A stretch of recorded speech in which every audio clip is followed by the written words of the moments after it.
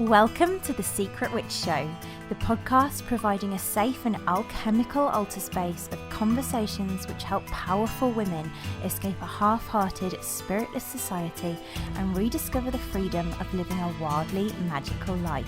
Every other week, we explore how to cast aside the wounds of shame, guilt, and fear connected with fully being yourself, so you can grant yourself permission to stop hiding, ground soulfully back into your body, illuminate your whole soul desires, tend your soul, rediscover and reclaim your powerful gifts, express your magic, and manifest your wildest alchemy. There's no better place to become who your heart longs to be. This is where we will guide you into liberation. I'm your host, Nicole Barton, and I'm so excited to dive in.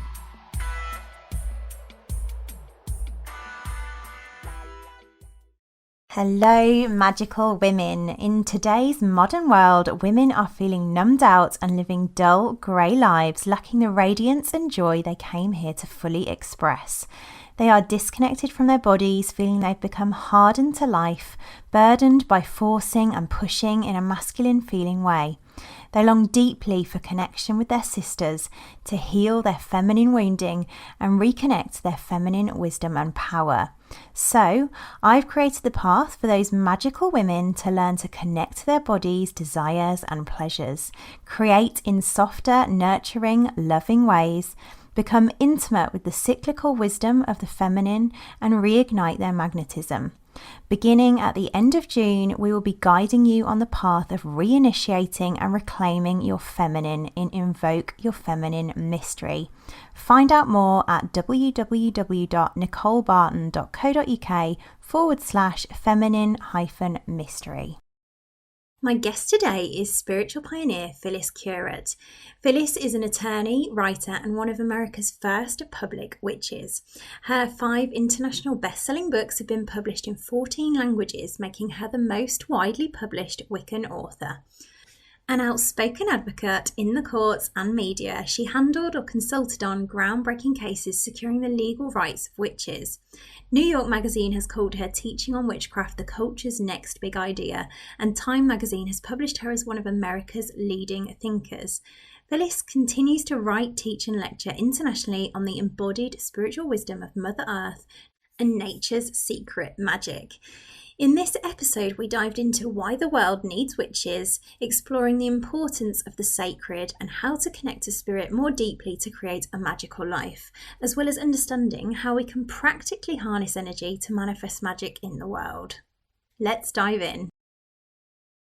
So welcome, Phyllis. My goodness, my connection creatrix has been so excited for us to have this conversation. And I know many in my secret community have your oracle cards. So I'm really, really looking forward to diving into this with you. Welcome to the show. Thank you for being here. Pleasure. I'm looking forward to our conversation. Yeah, well, let's dive in. So I think what I always like to ask when I first chat to a guest is if you would mind sharing a little bit of your journey, because you've got quite a journey. How much time do we have? I know, yeah. Well, that was the subject of my first book, actually, which came out more than 20 years ago. My gosh, Book of Shadows. And honestly, I think that all of us get tapped on the shoulder. The question is whether we're paying attention and whether we're willing to turn around and look at what is summoning us, right? So for me, I think we all have glimmers, especially in childhood, of the liminality of the world we're living in, that there's a presence, and that there's a presence in creation, in the world, that is aware of us and that loves us, and that especially as children will play with us, that impulse that we have when we go out into the woods or down to the water or climb a tree or wish on a star. that the world is full of magic. We know that when we're children, right? We're playing in it and participating in it. And I think we expect to grow up with that relationship coming along with us, right? And yet that's rarely the case. With time and training and enculturation, we lose our sense of the magic. And yet it's still there, right? We long for it. It's still there. And for me, it was during, it sort of resurfaced during law school. I was at NYU Law School, New York University Law School, in my second year, and things just began to happen. And the question of why and what it was, I continue to ponder. It could have been many things that contributed to it, but the tap on the shoulder came, and I actually started to pay attention to it. I often think that in part it was because I was being trained I was already a hyper rational person. I'd studied philosophy at Brown University, Ivy League school, and that was my upbringing. I was a social justice activist, as my parents had been, hyper rational, deeply ethical, but very rational. And I think because I was sort of overdeveloping it, the other side of my being kind of kicked in, maybe like an instinct for survival, the intuitive side of my nature, to which I paid no attention, just sort of asserted itself. And I started to have dreams that came true, and I was able to sort of read what people were thinking, like a little banner across their forehead. I knew answers to the questions in my contracts class without having read the material, which is never helpful because they always want you to provide the case, the analysis of the case. And I was like, I just know that this is what things started shifting, and that sense of aliveness of the universe started to really become very powerful for me. And I started looking into a lot of the books that were published at the time that were sort of quantum physics and quantum consciousness. I was a little too late for the 60s, and I was living in New York, not California, so there were no ashrams nearby, and I wasn't going to pack my bags and go to India. I was becoming a social justice lawyer. I was fighting organized crime and trade unions. But you can't argue with truth, even when it comes through the means of knowing it that our culture doesn't honor: our dreams, our intuition, the wisdom of our heart, the divine speaking to you and summoning you forward onto a path that you hadn't intended to take. And ultimately, that path led me to a coven of witches hidden in the back of a truly cliched, every cliche, dusty bookstore on a side street in Manhattan, with a sigil long before sigils or witches or any of this stuff was popular. It was well hidden, painted on the sidewalk in front of the store. And a friend brought me to have my tarot cards read because I had had a big fight with my rock and roll drummer boyfriend. And it was bizarre, but the woman who read my cards saw things that I couldn't see. And at the end of it, she invited me to come to a women's circle where she said I would probably find the answer to my question. And when she asked me what the question was, I said, where does the path lie? Because a lot of the experiences that I've been having, these precognitive dreams and senses of a numinous presence, had dried up when I had gone off to Washington, D.C. to fight organized crime and trade unions. And I wanted the magic back. And she didn't even hesitate. She just shot back, it lies within. And I said, how do I get there? Because my whole world was what the question that you began, your conversation with me before we taped about the description of your show, that we are all preoccupied with the mundane, right? Now, my mundane world was pretty fabulous, but still the mundane, right? The day-to-day, the problems of the world that humans have created and how we cope with them. That was my focus. How do we make the world a better place?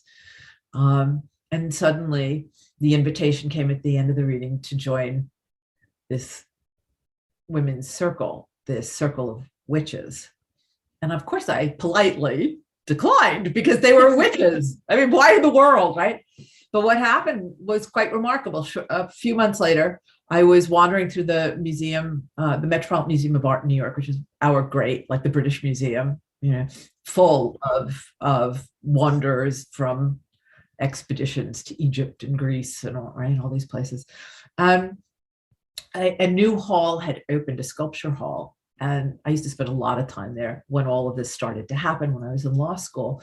And I was trying to figure out what to do next with my life because the job that I'd had dried up. The grant had ended, and it's not easy to find work fighting organized crime and trade unions, So I was trying to figure out what to do next in my life, what practical steps. And I went back to this museum, which had been sort of the temple of my awakening spirit during law school. Walked into this beautiful new space that had just been created. Wandering about, I was suddenly face to face with a figure who had appeared repeatedly in my dreams when all of this began. It was a woman, bare-breasted, with a sort of a drape over her lap. She was holding a rolled up sheaf of papers. In my dream, she was holding a book. She had a crown on her head, and she had a star at her throat. It was the six-pointed star, the magical, as above, so below, right? The masculine, the feminine, and the Star of David in the Jewish tradition at her throat. Her hair was plaited, right, in braids, and she was leaning her chin on her hand and gazing off.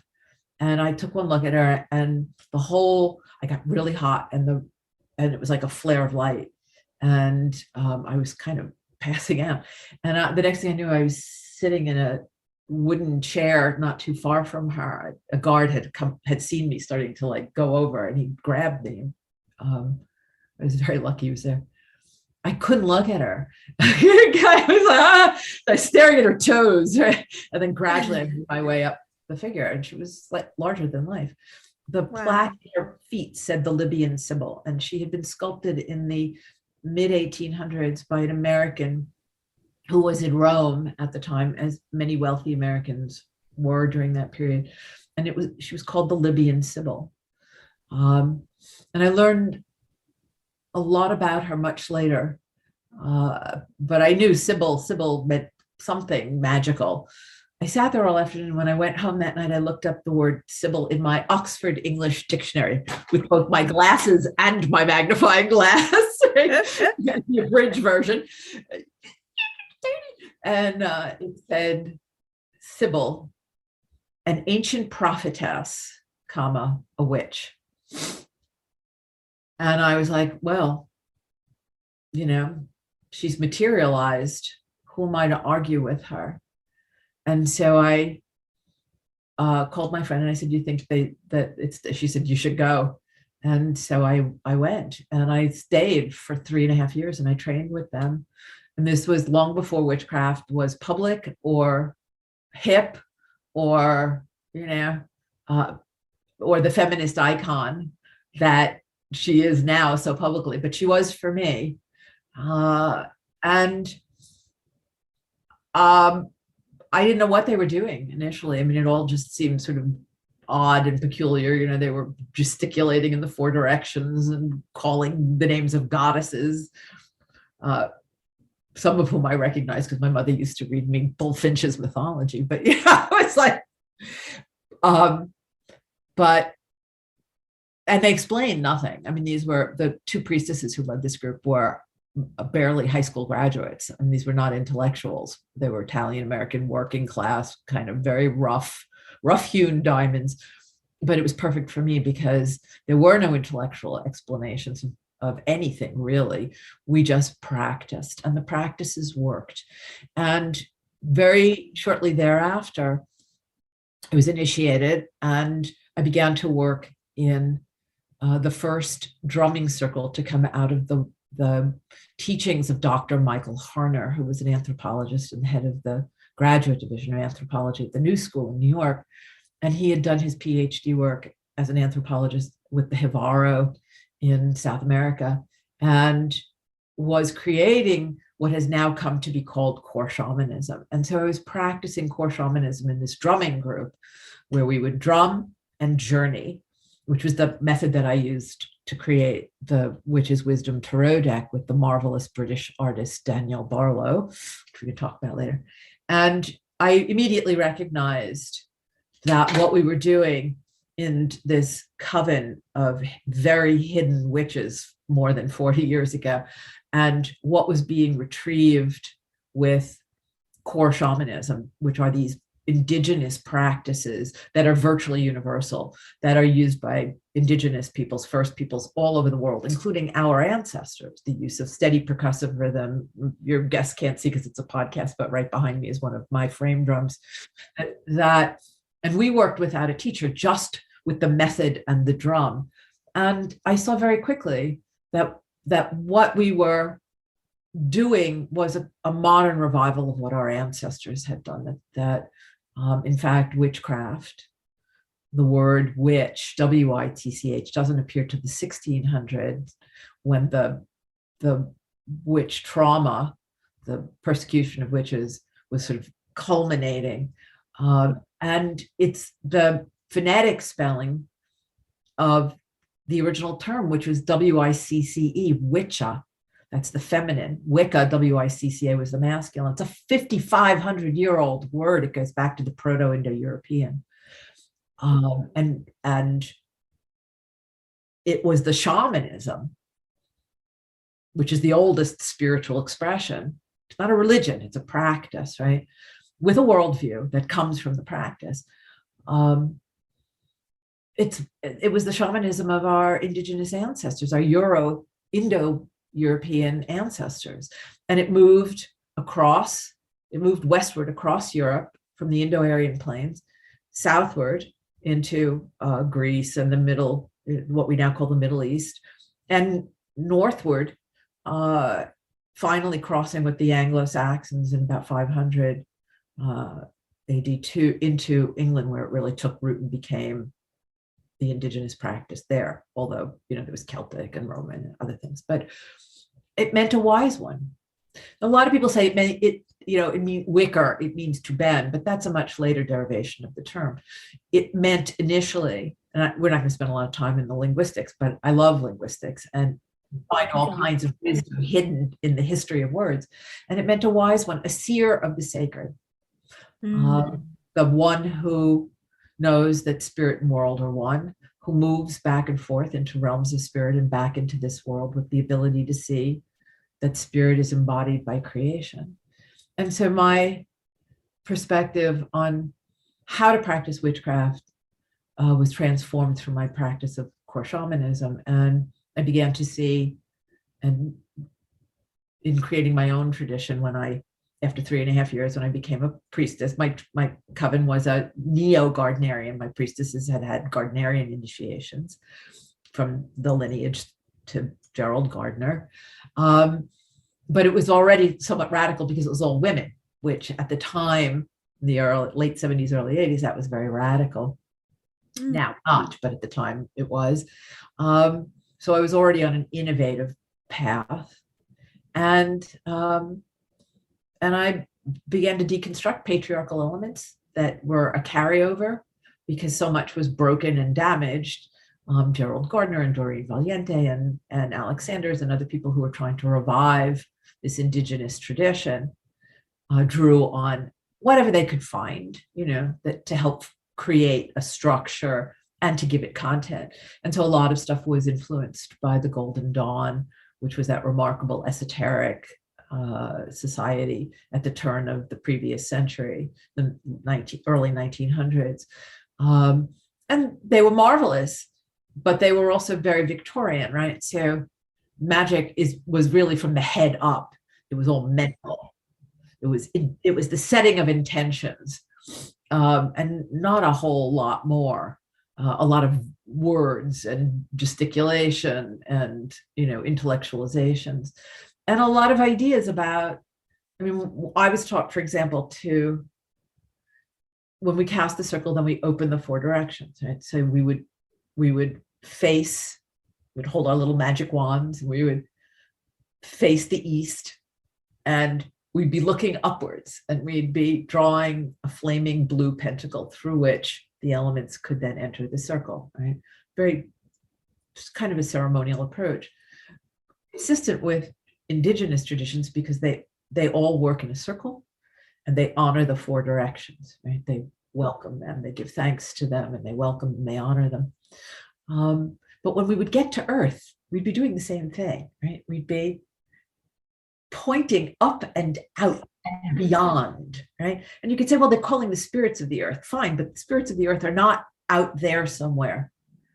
They're right here beneath our feet and all around us and in us, right? And so I started to look at a lot of the stuff that we were integrating into a modern revival of witchcraft. And what I was finding were very patriarchal ideas, that the divine is someplace else, right? That it's all about spirit rather than spirit embodied, and you need both. Yeah, it's both. That we worship goddesses. No, that's a continuation of this idea of the divine being somewhere else, someplace else. The threefold law that Gardner crafted in response to a request from Doreen Valiente, which was essentially, look, we're a religion, so we need some kind of ethics. So he came back with the threefold law, which is nonsense. He just made it up, and it's karma on steroids, and has nothing to do, in fact, with indigenous perspectives. It's essentially a rule that says, if you do bad, something 3 times worse will happen to you. Well, that's punishment. That's behave or you'll be punished. And it makes no sense. It's not coherent in a spiritual perspective that says everything is sacred, that the world itself is sacred. So I started to deconstruct all that. And then finally, about 20 years into practicing and having my own circles, I created, at the urging of my coveners, my own tradition, which really was the first to, sort of shamanic Wiccan tradition, which integrated all the more shamanic techniques and deconstructed a lot of the ceremonial magic and patriarchal, biblical, Abrahamic influences in contemporary magic. Focused a great deal, absolutely, on our capacities to enter into realms of spirit, to expand our consciousness, our perception, so that we're able to enter realms of spirit and engage with spirit, deities, guides, helpers, and to do so for profoundly sacred reasons, to be in communion, with what is sacred, but also for practical purposes, healing, guidance, wisdom, assistance, insight, direction for the future, ways to manifest. But the gift of sight, most of all for me in this second half of working, I think probably the greatest gift at this stage, and the reason that I think the world needs her witches, is that you're given the gift of sight, not just to see spirit in realms of spirit, but to see it embodied in this world, the world in which we live every day, to see that the sacred, that spirit takes form through life and through creation, and that there's a deep magic that is being enacted and offered all the time to us, that we are meant to be participating in. I love that. And I'll stop talking and let you ask me a question. No, I was just taking that all in. Actually, I've written about 10 notes I want to dive into there. So it's yeah, I'm kind of wondering where to go next. But I just as you ended with it, I think one of the things that struck out to me that I totally agree with is about how magic is here, or the divine is being embodied, and magic is here as an embodied thing, because for me, something I always share is that, you know, magic can only really happen in a body, because that's the only place that we've got to witness it. So yeah, I totally resonated with that. I think there's definitely a couple of questions that I can see our listeners would have. So I'm going to try and ask those, because what an amazing journey that you have had. I mean, that's just a tiny piece. I didn't even talk about I went public the year I was initiated. I went public, and increasingly so over the years. I was one of the first. It was myself and Margot Adler, who wrote Drawing Down the Moon, and a little bit Selena Fox, and Starhawk, but Starhawk was never mainstream. She was public, but in a very, within the context of the feminist community, the goddess community, the activist community on the West Coast, she was not mainstream public. I went mainstream public immediately. And I was an attorney, and so I immediately started taking cases to fight for the rights of witches, get them the right to perform legally binding weddings and rituals in public parks, and to wear pentacles at school, and to have religious holidays, and all those foundational rights that allowed people to become increasingly confident and to be able to be public in their faith. And now witchcraft is the fastest growing spirituality in the United States. It's amazing. Yeah. Wow, that is amazing that you've I just think it's amazing how you went from, being a lawyer to being a witch, but also really embracing that and kind of using both to create, to create liberation. That's a beautiful journey, I think. And also really just what occurs to me there is just really highlights the power available as we kind of harness the witch archetype, I guess, because it might be that the listeners that are on our show or listen to our show, they may not be practicing witches as such, but I think the witch archetype as a lens, as an energetic, has so much to offer anyone, any woman.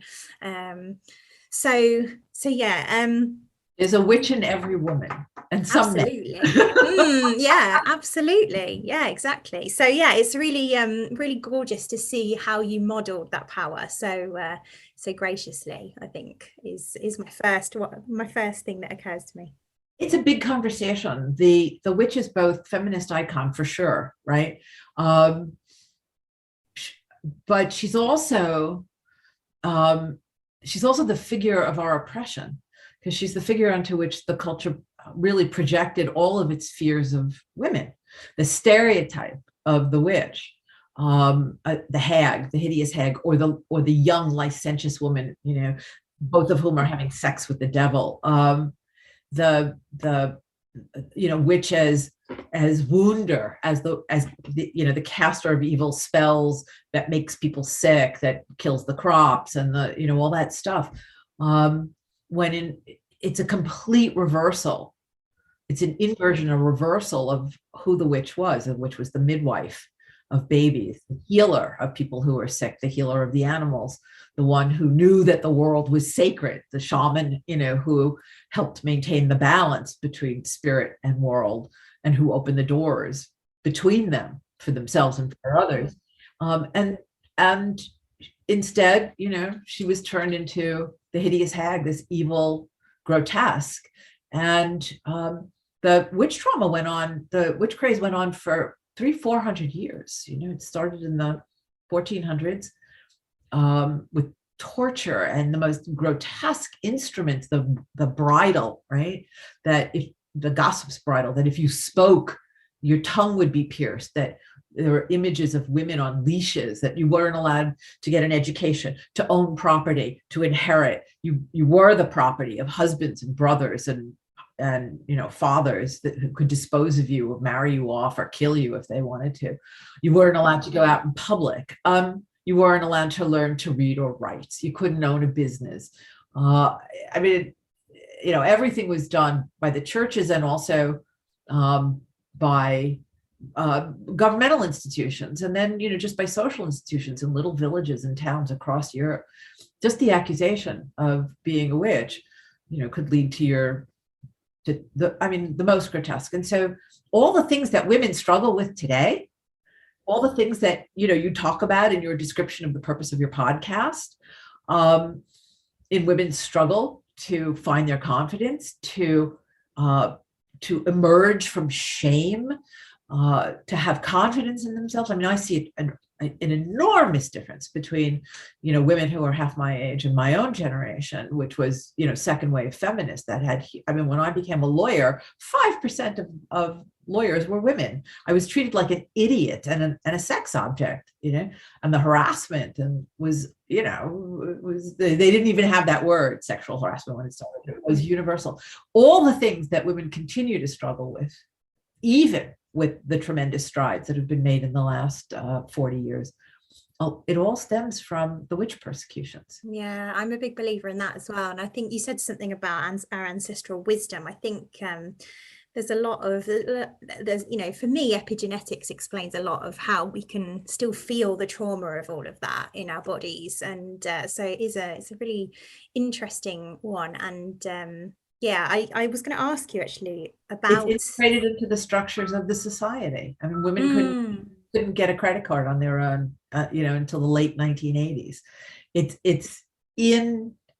was, and in many ways continues to be pervasive in the culture. And I think what the witch as a lens helps us see is that we are powerful, magical creators. And that's what I'm seeing in your journey, is just how you have use that power, harness that power of the witch to create a new story, I guess, which is really inspiring for our listeners as well. I think when a woman takes back the word witch, that word. I love the word witcha. I prefer that because that was the original term, and that feels far more powerful to me than witch. Because it is returning to the origins of our role and our power and our innate spirituality. And, that's a sense in which witch is very much this feminist icon. She stands outside the constraints of the society. She won't be limited by them. She's in possession of her power. And her power comes from her connection to the natural world and her perception of the natural world as sacred, and her capacity to live in a sacred way because she's living in a sacred world. And that wisdom that she has is the wisdom that humans really need right now. So, and that's kind of where I was going to actually go first when you first started talking, because there's something for me, for our listeners, in like understanding how they can begin to engage with the sacred. I think that would be something helpful to go into. There's so many ways. I mean, I hesitate, not because I can't think of one, but because I can think of so many. One of the reasons that we created the Witch's Wisdom Tarot deck was that all the tarot decks were based on the Rider-Waite-Smith deck, which is marvelous, especially in its predictive capacities. Pamela Smith, when she revised the minor arcanas with all these images of sort of daily life, was doing something absolutely magically channeled, really brilliant and remarkable, enabling people to see themselves clearly, and so see where the future would unfold given where they were at the moment. But it was still a very Abrahamically influenced. I mean, all the imagery is, there's churches and the Pope and crucifixes and the devil and all these, biblical images. And the journey in the major arcana is from daily life out, up and out. So the world is the final card, and it's this figure that's just floating in space. Where's the world? No world, surrounded by symbols of the archangels. Like, what? No world. Because the idea is that to achieve a connection with spirit or the sacred, you have to leave the world behind. And we didn't intend it, but we asked what the world needed to know. We journeyed for each card, used the drum to alter consciousness, to enter realms of spirit. We had guides. Behind me is the image of the pilgrim who takes the place of the fool, and there's the little fox who was one of the totems or guides of the deck.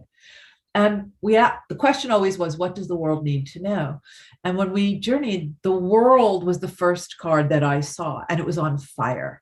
It's the world as it is today, but there was a figure wearing a backpack, hat pulled down, sensible hiking shoes, leaving that world and going into nature. And so I think that's my answer to you. The deck is all about our journey home back into the world, which is the embodiment of spirit, the thing that we have forgotten, right? That because we have thousands of years of a culture telling, including a lot of the contemporary new age spiritual folks and even, the early witch stuff, it's out there somewhere. No, it is out there somewhere, but it's also here. Like, is it wave or particle? The answer is yes. It's energy and it's embodiment. What is the divine? Energy and embodiment, and it's constantly moving back and forth. That's magic, how you make magic, right? You work with that flow of energy into form and from form back into energy. And the easiest way to reconnect to the sacred is actually to go out into nature, to go every day into your garden or open the window, even if it's raining or freezing, and make that connection. The divine for me is as close as the next breath you take. If you bring so many people meditate. The purpose of the meditation, right, is to calm, to center, to become quiet, to let go of stress, to be present in the moment. What I was taught by Mother Earth, by the trees, by the plants, was to bring my attention, once I'm calm and quiet, to bring my attention to what's actually happening when I'm breathing. And what I recognized, what I realized, what I experienced was that my breath was connecting me to all of the plants on the planet, that I was breathing with them, that when I inhaled, I was receiving the breath of life that was created by the plants. There's no waste in nature, right? They generate what they need to live, and they exhale oxygen as they're metabolizing and creating the sugars and growing and, right, getting bigger and putting out leaves and fruit and all that. They exhale oxygen and we inhale it. And as we exhale, we're exhaling carbon dioxide, which we've always been taught to think of as waste, right? And I was taught originally, exhale your tension, exhale your toxins, exhale the garbage of the day. And the trees were laughing at me. They were like, that's not garbage. No, you're thinking wrong. You are exhaling the gift of life, the breath of life for us. And we take it in. We breathe in this gift of life, this breath of life that you give us, and we return it to you. And it enters you and gives you life, and you create the breath of life for us. And we are eternally linked in this relationship of creation, of the breath of life, giving and receiving, exchanging the breath of life together. We are all connected. We are all dependent on one another. It's a sacred relationship. All you have to do is bring your attention to fully feel and experience and understand this profound relationship where we are each contributing to the well-being of the other, that we require each other. And in that moment of recognition, what you feel is magical, is magic, is profound, is sacred, fills you with love and gratitude and the desire to give back, this incredible gratitude as you're receiving, that opens your heart and shifts your perception entirely about what you're doing. And you begin to learn how to live in a sacred way, because you're living in a sacred planet, as part of a sacred planet. And the more we look to nature, the more spirit expresses itself. All you have to do is go out, take a walk in the woods, take a walk down by the beach, and ask, what do I need to know? And the sacred will show itself to you. It will reveal, itself embodied by water and sand and sun and birds and plants and you and it will begin to show you the relationships between all beings, all things. And it turns out that, and this is what my work is really devoted to now, and we don't have time. It was a remarkable journey to get there. The green man appeared to me during initiations I was conducting in Italy, literally was photographed behind me in the center of a labyrinth. And I went pursuing him all over the world and found the green man embodied and expressed in traditions in Indonesia, in Muslim traditions, pre-Muslim, the Khidr, in Latin American, in South American, in Quetzalcoatl, in the St. George is actually a Christian survival of the green man. He's everywhere. Of course, he's the spirit of the plant people. He's our connection between spirit, plants, and humans. And I was led on a wild journey that ultimately had me back home in my backyard, where Mother Nature just spoke to me and said, you humans have forgotten how to live. Everything lives according to my principles, which are natural laws and spiritual principles. And she sort of spelled them all out, like that everything's interconnected and interdependent. But at the heart was the most beautiful first principle, which turned out years later I discovered had been seen by biologists. I always love it when science catches up with magic. And she basically said, all living things are participating in the creation. They help me in the creation of this planet, of the conditions that life requires for me to generate life and to sustain it. So all living things are making the world better for life. The Janine Benris is the biologist who really articulates this from a biological principle. And what she says is that all living things are creating the conditions when they're taking care of themselves, being healthy and happy and doing what they're instinctively meant to do, right? Eating and procreating and having fun and defecating and then finally leaving, what they're doing and taking care of themselves turns out is contributing to the creation of healthy air, healthy water, healthy soil, healthy temperatures, healthy environment, which makes the world more, she uses the term, more conducive for all life. So life, all of us, the bacteria in my stomach, my dog who's out there chasing the squirrels, the oak trees, in my garden and in the woods beyond, the mycelium, the moss, the bugs, the mold, everything is taking care of itself. And simultaneously, by taking care of itself, creating the conditions that make the world better for all life. She calls it nature's secret magic. I love that.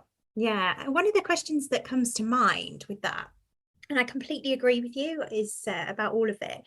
I'm just curious in terms of how you then, because you've created all sorts of magic in your life that's kind of manifested. So I guess one of the questions that I'm thinking our listeners will have is, how do you harness that to create what you desire to create, if that makes sense?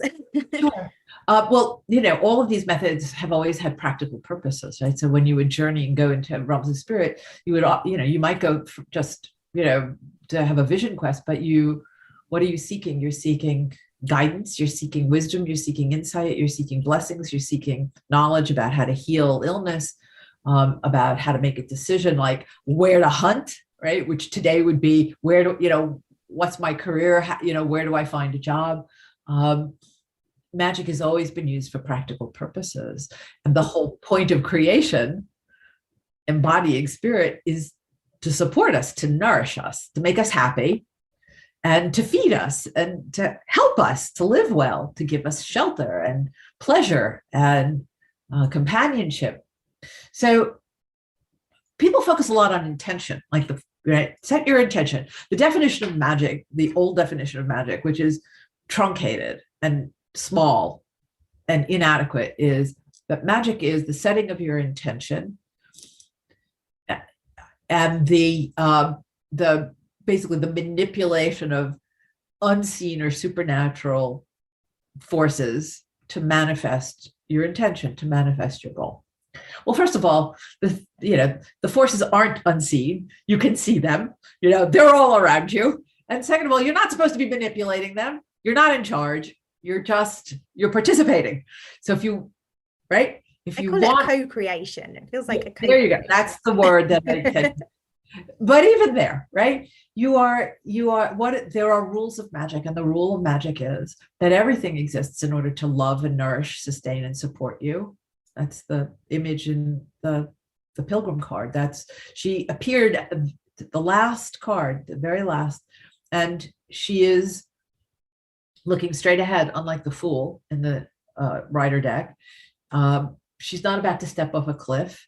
She doesn't know what comes next, but she knows the most important thing, and that she's sustained and supported and loved. And no matter what she chooses, the adventure will unfold with her being loved and nourished and supported and sustained. Life becomes sublime in that way. So I think we do have to set our intention. You can't accomplish anything if you aren't clear about where you're headed. But without your heart, without deep emotion, without energy, without passion, without drive, without courage, without joy, the most important energy, joy, and without taking actions in accord, we call it acting in accord, without taking specific concrete actions in the world. It's not enough to set your intention and say, oh, I want to be rich. And then you sit home and, play video games or, I love that you're saying this. I say this all the time because it's such a misunderstanding, I think, that, we just wish for something. And actually, it's about really coming to see that we're the powerful co-creators with the divine, or the divine. I see it as almost like the divine is creating as us. Yes. And so, to do that, yeah, exactly. And so we need to be able to take the aligned actions. We might have the nudges from spirit on what those might be, but we still have to create. We still have to take those actions. You must, because otherwise, the energy stops. The flow is interrupted. You have to. For me, magic is the flow of the sacred into you. It comes from realms of spirit. It also comes from creation, like breathing, right? The energy is constantly flowing into you. So setting your intention is useful, but opening your heart is the most important thing of all. Opening your consciousness, opening your heart, inviting the sacred into you. It comes. And when it does, it can be very disruptive. It can, I always say, like it rattles your cage and breaks the bars. Oh, yes. It changes you. The alchemy, the first thing magic changes is you, and you have to be willing to be changed, right? But it always changes you for the better. And you learn to shape that energy and give it form. It can be a spell, which is this shaping of energy. It can be a book. It can be a podcast. It can be your career. It could be a child. It could be a hobby. It can be, right? You're taking the energy, the sacred life force that flows into you from all these sources all the time, breathing, drinking water, eating food, standing in the sunlight, running energy up from the earth, opening your heart, entering, you asked me how, there's endless ways of connecting to the sacred. And you learn to shape it, and it flows into you, through you, into the world. And it's an offering. It's an offering that makes the world a better place for your having been here. And in that sense, you are participating in this great magic of creation, that what you do is meant to make your life better. You are meant to live well. I'm working right now on a book for Hay House. They asked me to do a spell book. I was like, I don't do spells like, here's the formula, grind the herb, pull the lever, and the results come down. That's a mechanical view of the universe, and the universe is not a machine, it's alive. Approach it as alive and holy and sacred, it responds to you that way. And your own life becomes imbued with magic. And you don't have to grind and chant. You can, in fact, set your intention and things begin to shift and change around you. But you have to engage, all of you has to be engaged. Your mind, your energy, it takes energy to manifest. Your heart has to be fully open and filled with love and gratitude for this to work. And you have to take action. You have to act in accord. And you always have to make offerings. When you are given something, you have to give something back. And the more you give, the more returns. The more love you offer, the more love flows back to you. And it doesn't spare you challenge. It doesn't spare you sorrow or loss or tragedy. All those things come. It's part of the human condition. It's part of the natural world. When spirit takes form, it is constrained by the laws of gravity and space and time, and things break. And, everybody gets a billion heartbeats, whether you're a butterfly or a buffalo or a human being. We get about a billion heartbeats. That's the time frame. And then, the energy leaves the physical form, and the physical form returns to nature and is reapplied to create new life. And we, if we're lucky, we get to come back. Wow, you've just blown my mind with the billion heartbeats thing. Now I'm just like, wow. Almost every living, we share like 95% of our DNA with every living being on the planet, whether it's a shark or a toad or a dog or a horse. It's very small differences between us and them, and very big shared life. Yeah, we're all connected. We're a family. We really are. Absolutely. We're all children of Mother Earth. Speaking of difference, when you spoke to, funny enough, I was speaking to a client earlier about the kind of almost kind of similarity between witches and shamans, and I just wondered whether you could speak to that a little bit, because I know shamanism is a big part of your work as you've explored. Is there anything you can speak to about that? Yes, I mean, we talked about it a little bit at the beginning, that witcha is a 5,500-year-old word. When you're talking about 5,500 years ago, you are talking about shamanism. And shamanism, there are people who protest and think we shouldn't use the word. At this point, it was popularized by Mircea Eliade and a lot of anthropologists in the 60s and 70s and the 80s, and it's become vernacular. And it's not, I don't think it's an appropriation. In a sense it is, but it's not a misappropriation. So, I mean, shamanism is almost universal. It is the earliest form of spiritual perspective and practice. It's common. The practices are, as I said, universal. You find them, the essentials, in most indigenous cultures and peoples across the globe. There are cultural variations depending on the place and how a culture has evolved. But the things that are shared are what's, to me, most important. And they were shared by our indigenous ancestors from the Arctic Circle down to the equator.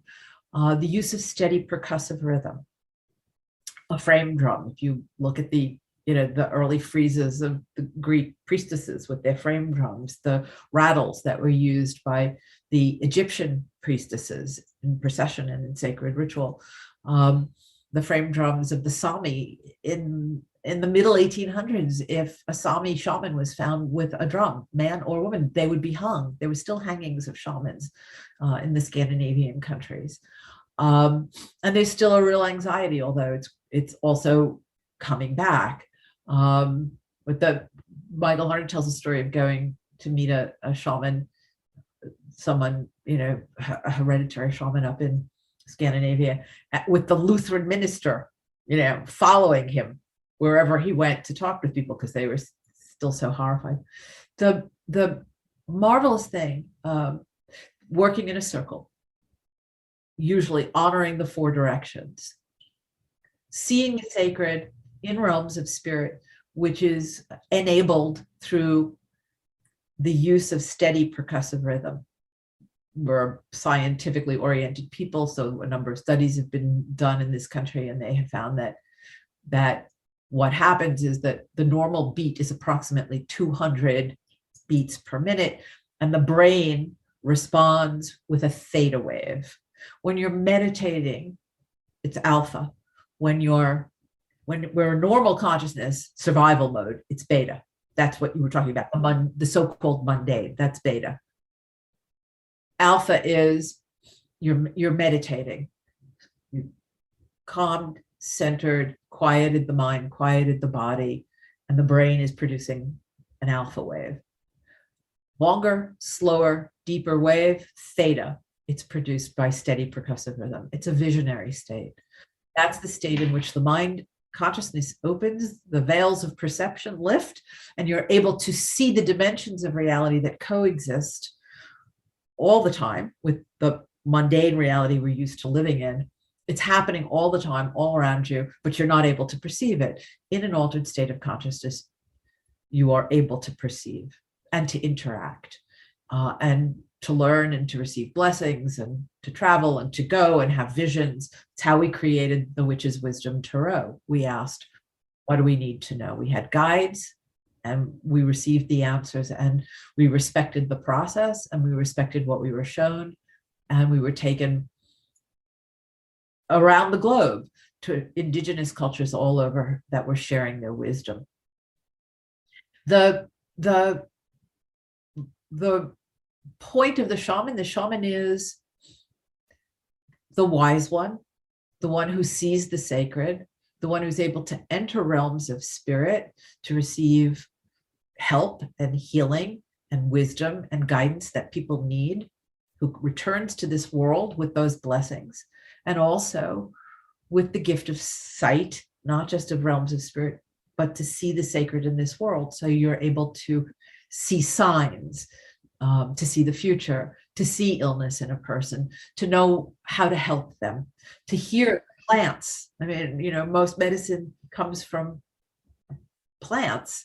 How did they know? They didn't have labs. If you asked the shaman would say thousands of years ago that the plant spoke to them. The spirit of the plant spoke to them. It was the trees that spoke to me, that taught me what I was doing when I was breathing, and said, stop thinking that this is waste. There's no waste in nature, right?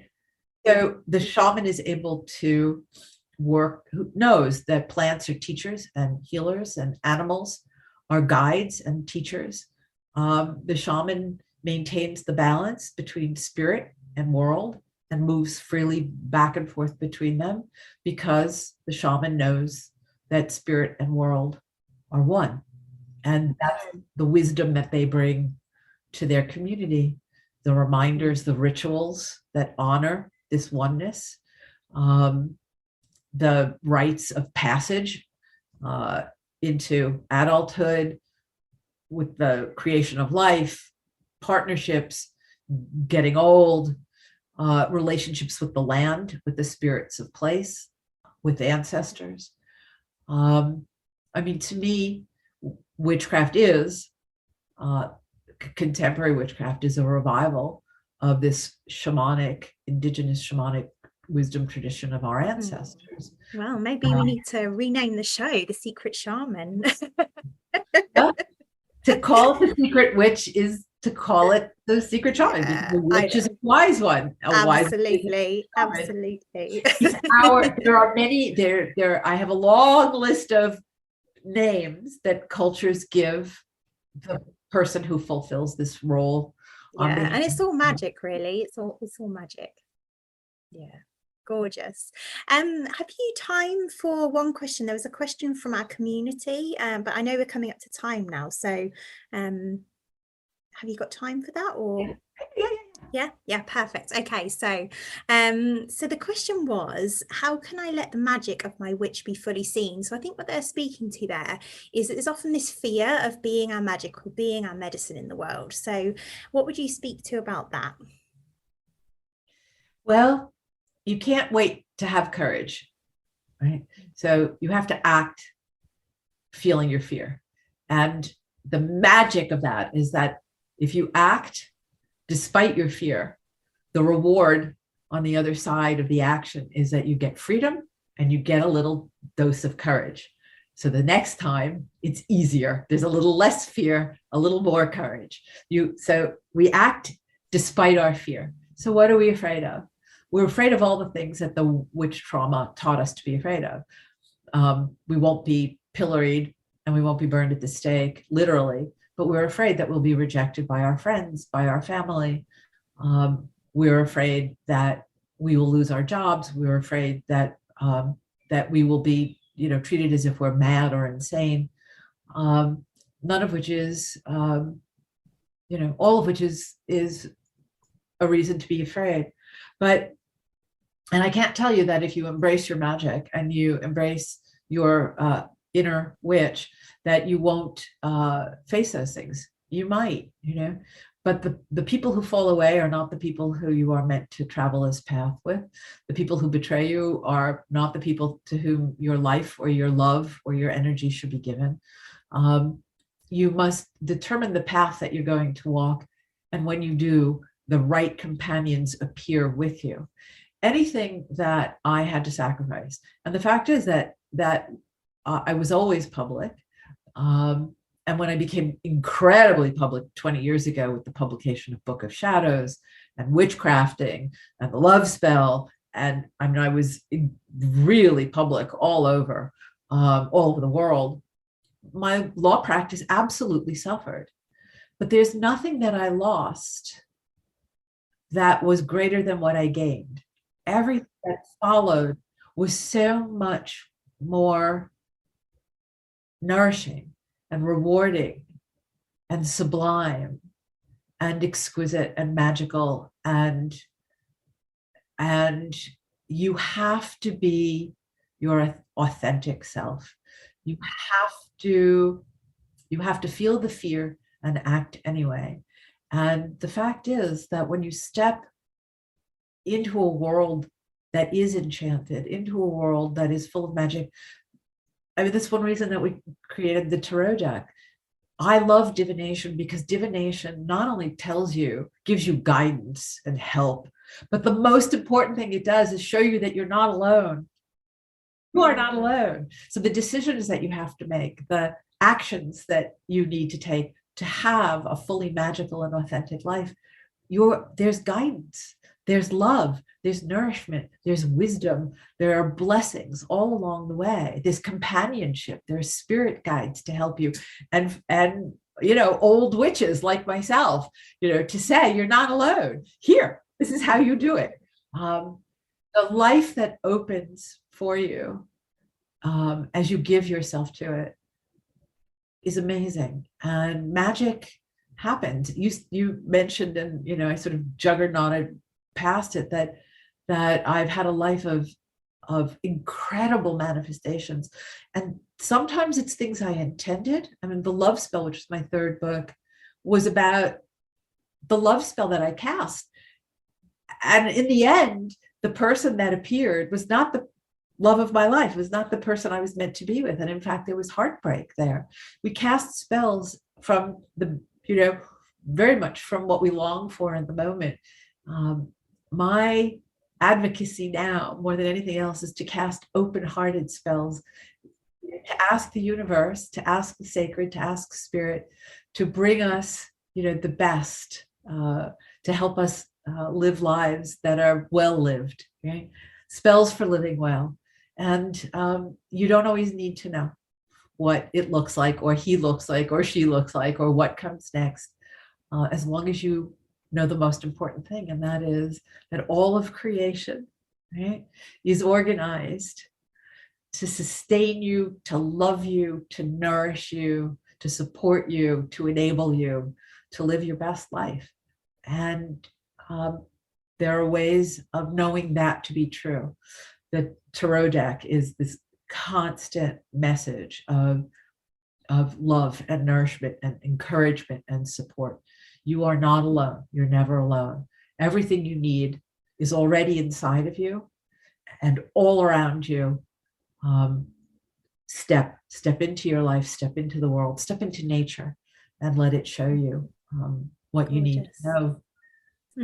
Gorgeous. Just really got a sense of like, yeah, really just trusting the sacred as well. So yeah, beautiful. That feels like a gorgeous place to end with such a gorgeous feeling as well. So thank you so much. And where can people hear about you and find you? And I'll pop that in the show notes as well. We just created with my marvelous, brilliant designer, social media person, Heather V. We created this beautiful website. So at my website, it's phylliscurott.com. And we've created a Patreon. So I'm doing a monthly online circle, which is international. It's been amazing. We just started. We're doing it every month. We have people from all over the world, from Australia and China and Japan and South America and Mexico, Canada and England and Italy and Norway and the Netherlands. I mean, from all over the world. It's gorgeous. So there's that. And through the work that I keep putting out into the world to help people awaken the magic within them and embrace the witch, the wise one in them. So the Witch's Wisdom Tarot, which I think just blows my mind because it's so loving and it really works. It just is incredibly responsive to people and deeply encouraging and really helps them awaken and honor and work with the magic inside of themselves and connect to the magic of the world around them. And I've got a little class on practices, essential practices called Awaken the Witch Within for Hay House. And I'm trying to, I got my assignment from Mother Earth. She said, the world, I need my witches. So I'm doing my best to encourage every one of us to come home to Mother Earth and to awaken the wise one within themselves.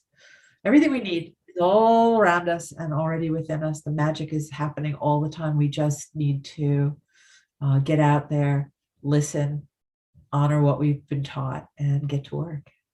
Beautiful. Thank you so much. This was really wonderful. I've really enjoyed it. So I feel full of love now. Thank you. Good. Then I have translated her message. That's what she wants us to know. She loves us. She misses us. She needs us. And she's waiting with open arms and more magic than you could ever imagine. As somebody who's lived a life full of magic, it's the richest, most exquisite way to live. It's incredible. Welcome to the dance. Absolutely. Thank you. It was a pleasure talking with you. Thank you. Oh, this show was such a delight. Phyllis is one powerful woman. My takeaways are: we all get tapped on the shoulder by spirit, aka the sacred, at some point. The question is whether we are paying attention and whether we are willing to turn around to look at that. The world is full of magic. We know that when we're children. We're playing in it and participating in it, but often we lose that sense, so we need to reconnect to it.